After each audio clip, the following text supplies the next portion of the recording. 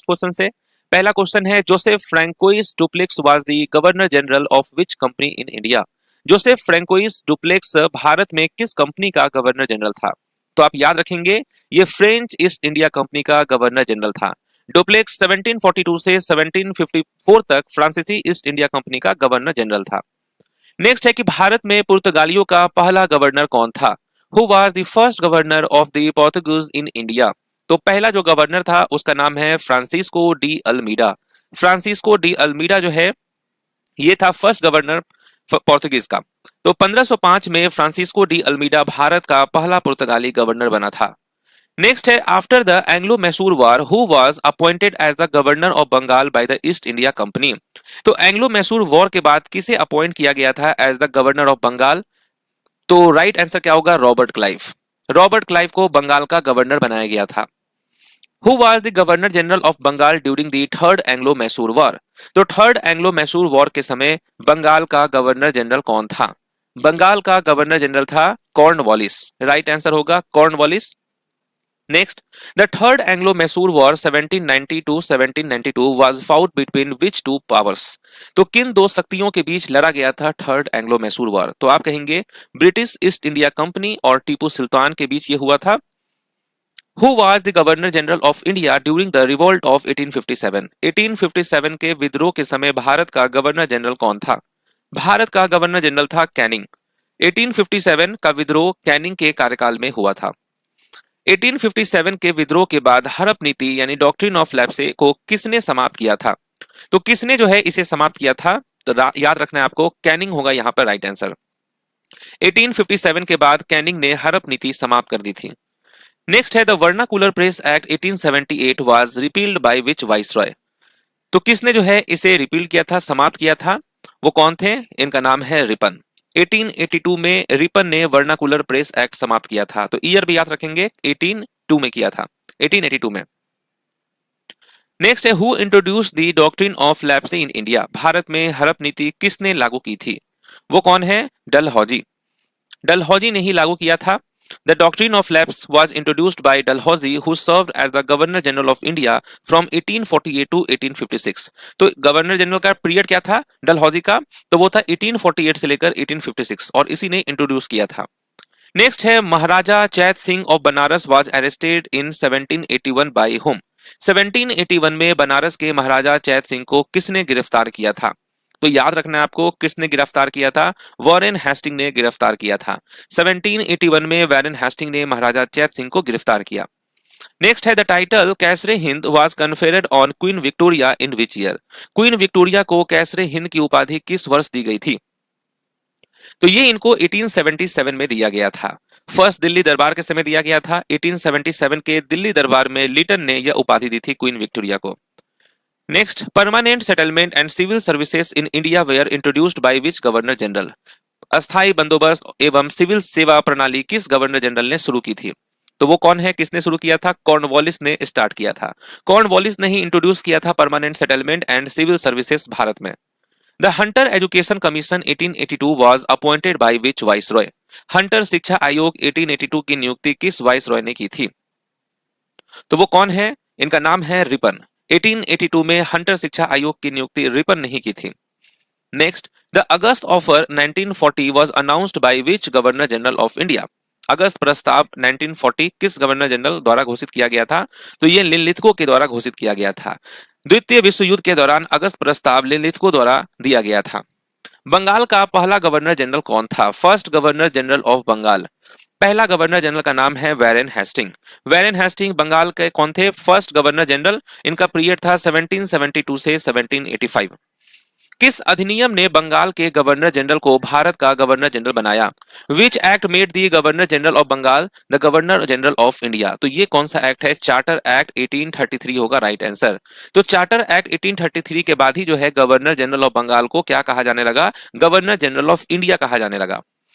प्रथम विश्व युद्ध के समय भारत का गवर्नर जनरल कौन था? Governor general of India during world war 1। तो ये कौन है? तो आप कहेंगे Hardinge. Hardinge 2। Next, the capital of British India was shifted from Calcutta to Delhi in 1911 during the tenure of which governor general. तो किसके टाइम पर जो है भारत की राजधानी कलकत्ता से दिल्ली स्थानांतरित की गई थी, उस वक्त कौन थे वाइसरॉय? तो आप कहेंगे Hardinge. Hardinge two was the viceroy that time. Next, governor general को पहली बार वाइसरॉय की उपाधि किस वर्ष दी गई थी? The title of viceroy was first given to the governor general of India in which year? ये कब दिया गया? 1858 में दिया गया था। Next, who was the governor general of India during the first Anglo Sikh war 1845 to 1846? तो कौन थे governor general first Anglo Sikh war के टाइम पे? तो इनका नाम है Hardinge. Hardinge was the governor general during the first Anglo Sikh war. Bharat में स्थानीय स्वशासन का जनक किसे कहा जाता है? Who is known as the father of local self government in India? Father of local self government किसे कहा जाता है? रिपन को कहा जाता है, याद रखना है, Ripon. Who was the first viceroy to officially shift his council to Shimla during the summer season? तो ग्रीष्म काल में अपनी परिषद को शिमला स्थानांतरित करने वाला पहला वाइसरॉय कौन था? तो नाम है इनका जॉन लॉरेंस। जॉन लॉरेंस इन्होंने ही शिफ्ट किया था।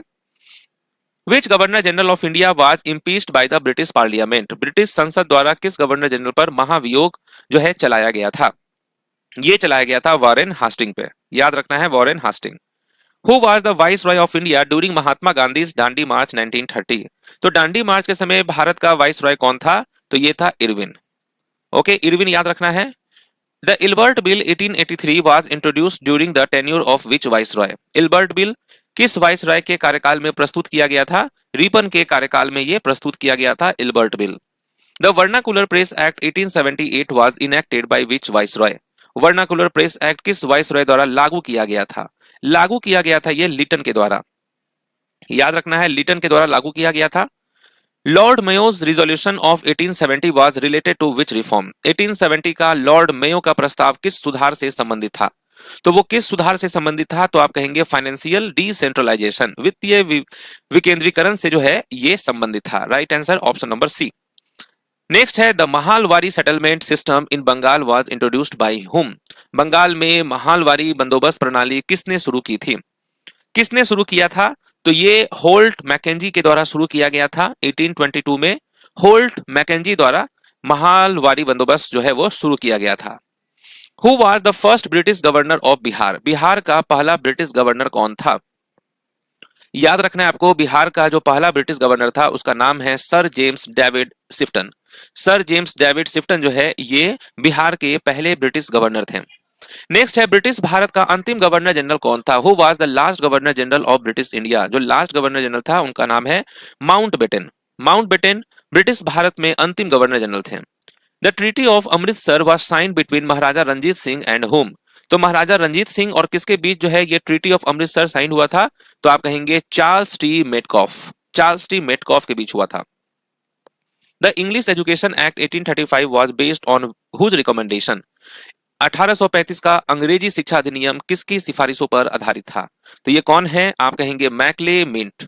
ठीक है, मैकले मिंट जो है इनके सिफारिश पे हुआ था।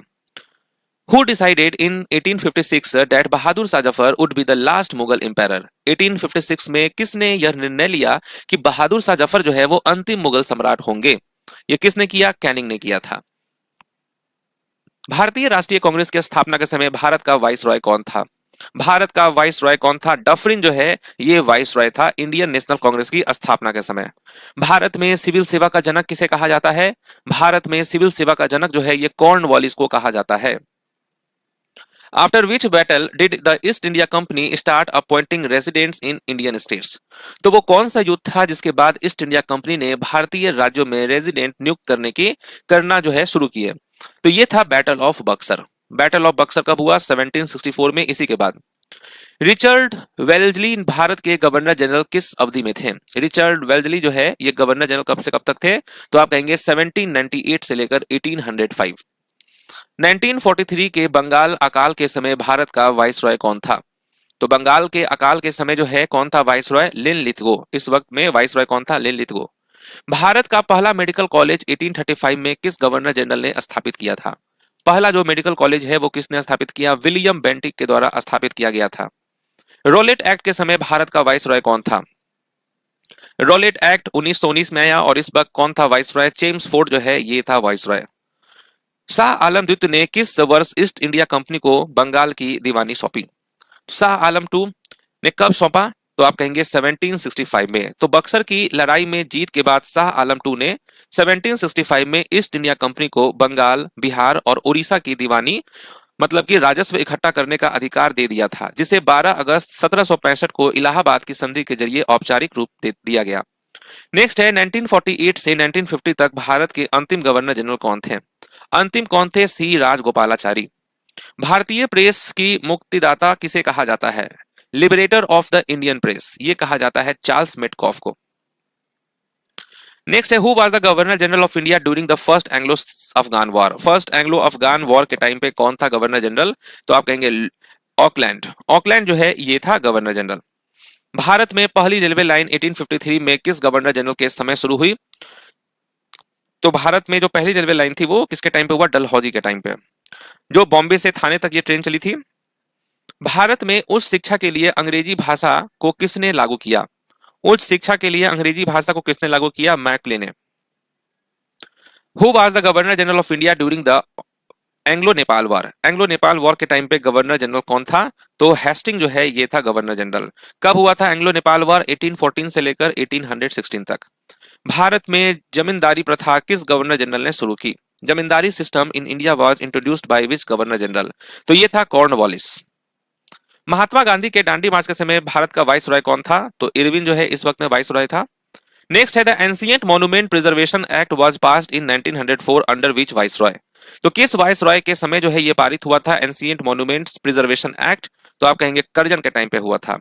ये अधिनियम 18 मार्च 1904 को करजन के समय पारित